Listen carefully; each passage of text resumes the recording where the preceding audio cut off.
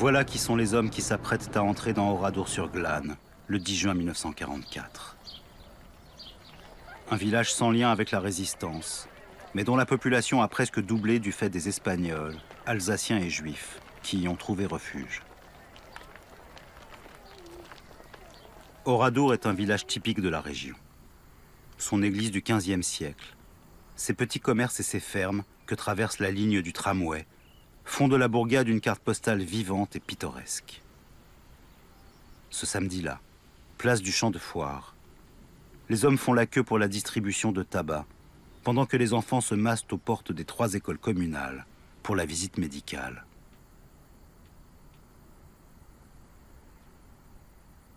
Un week-end comme les autres, comme si la guerre avait épargné le village depuis la rafle d'août 1942, lorsque les Juifs incorporés dans le 642e groupement de travailleurs étrangers ont été arrêtés et déportés à Auschwitz.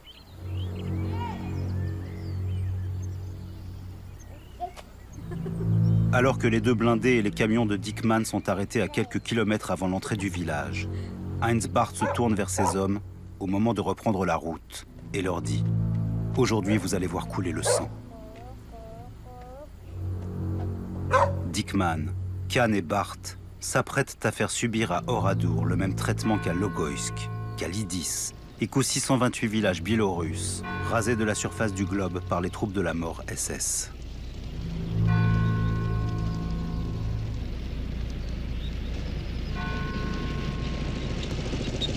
Des procédures d'une violence paroxystique, parfaitement reconstituées dans le film du réalisateur soviétique Elem Klimov, Requiem pour un massacre.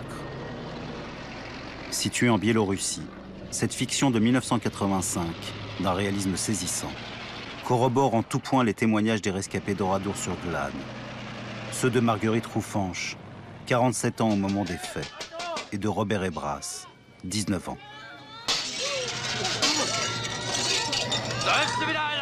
Le 10 juin 1944, j'étais à Oradour en congé chez mes parents. Vers 2 h de l'après-midi, les Allemands sont arrivés avec des voitures blindées. Et ils sont redescendus pour nous faire aller sur la place du champ de foire.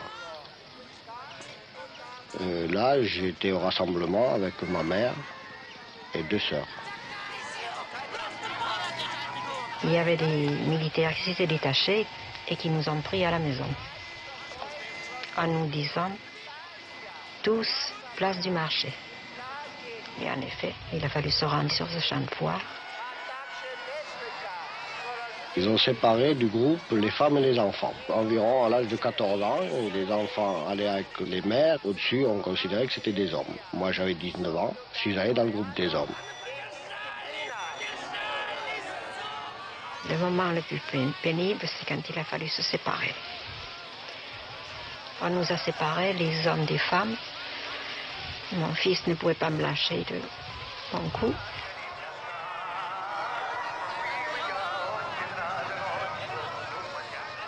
Nous avons été conduits à l'église et les hommes ont été mis dans les granges.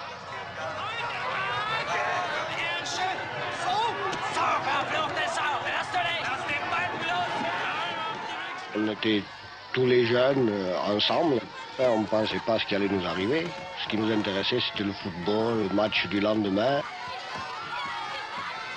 Et on nous a fait lever pour que tout le monde soit debout.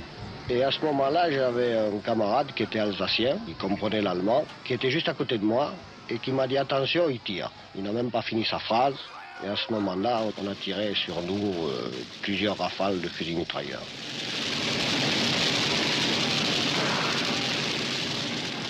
Et quand ils ont eu tiré, ils ont fait le tour des cadavres, puis ils ont achevé tout ce qu'ils voyaient remuer. Ils tiraient à coups de revolver ou à coups de mitraillette, ils tiraient dans le tas, quoi. J'ai été blessé.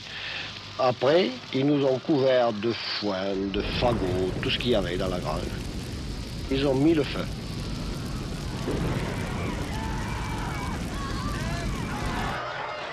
Nous avons été fermés à l'église. Les Allemands ont apporté une caisse assez énorme. Moi, j'ai dit à une personne, vous voyez ça, j'ai dit, c'est une bombe. Nous allons tous sauter avec l'église. Oh, elle me dit, ne parlez pas de ça. Et le fait est. cette boîte a explosé. Ça a dégagé une fumée. Ça nous a asphyxiés. Nous n'avons plus rien vu dans l'église. Ça a été pêle-mêle, des cris de tous les côtés.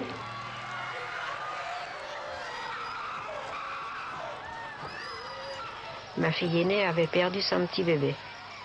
Elle l'a retrouvé, mais je ne sais pas s'il était mort ou vivant. Mais ma fille la plus jeune était tuée d'une balle venant de dehors. Quant à l'autre, l'aînée, elle a dû brûler vive. Et c'est de là que j'ai sauté par la fenêtre.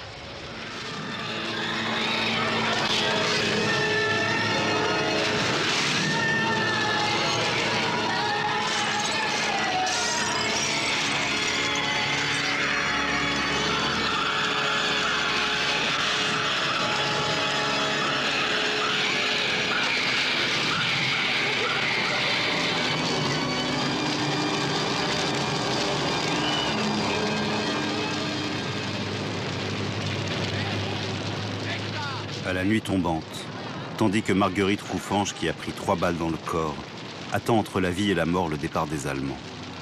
Que Robert Ebras assiste en se cachant à l'embrasement du village. Les SS de Dickmann s'emparent des motos, des voitures et du bétail. Kahn fait main basse sur une Peugeot bleue et Barthes sur la caisse de l'épicerie. À Nieul, non loin des ruines encore fumantes d'Oradour, les SS réquisitionnent une école dans laquelle ils festoient et s'enivrent jusque tard dans la nuit.